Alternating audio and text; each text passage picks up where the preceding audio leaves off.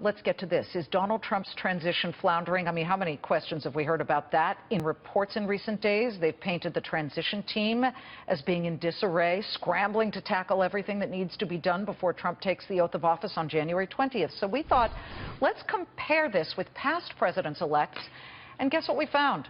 Trump's transition is actually on pace so far, and actually maybe even ahead of schedule. Nearly all presidents going back to Jimmy Carter made their cabinet announcements in December, with only a handful of exceptions. And when it comes to Treasury Secretary posts, only President Obama and George Herbert Walker Bush announced their picks in the first month. And Bush 41 was able to announce it so early because he was keeping Ronald Reagan's Treasury Secretary in place. Joining us now, Democratic strategist Steve Murphy and former Bush 43 speechwriter, now CEO of American Majority, Ned Ryan.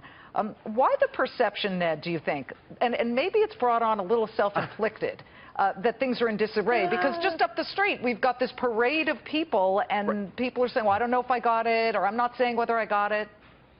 Well, first of all, I would actually argue, Liz, they're ahead of schedule. I mean, think about it. Bannon announced his senior political advisor, Steve Bannon, on November 13th. Obama announced Axelrod on November 19th. He announced his first cabinet position today, and Obama didn't announce his first cabinet position until November 24th. And let's remember, which was Timothy Geithner, the Treasury Secretary. Timothy Geithner, Treasury. But let's remember, too, the 2008 elections were 4 days earlier. So I would actually argue that Trump's ahead of schedule.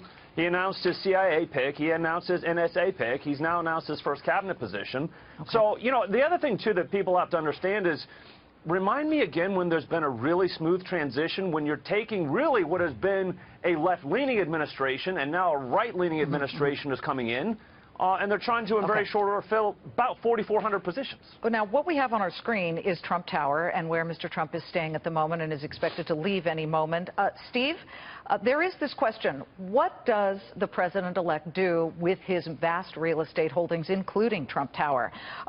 Look, he's talked about putting it in a blind trust run by his family, but of all places, the Wall Street Journal, not exactly a liberal newspaper, wrote this.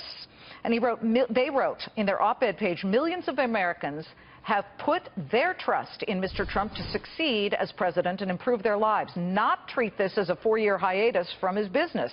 Hillary Clinton lost in part because the public didn't want a president who mixed politics with personal gain.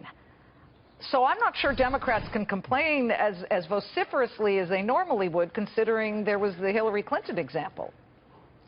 Look, I think that there's no way that Donald Trump can have a blind trust with his family members in charge. He needs to totally divest himself of his business completely. Now, in terms of a 4-year hiatus, boy, I sure hope it's a 4-year hiatus. I sure hope we beat him in 4 years if he runs for re-election or take back the White House somehow or another. But he's never done anything, in my view, on the up and up in his life. If you asked this question right after you said he just settled in New York, he's still got the federal lawsuit, settled the fraud case with Trump University. Okay. He's got to just be the president and put all of this behind him. Ned, we got 10 seconds. You can answer that. There's a couple of points to make. These are complex business. You don't do it with a stroke of pen. The thing that's interesting to me is all presidents and vice presidents are exempt from the conflict of interest statutes. I think it would serve him well to do blind trust, but let's remember, he's exempt from the conflict of interest statutes. Okay, listen. He's exempted himself all his life from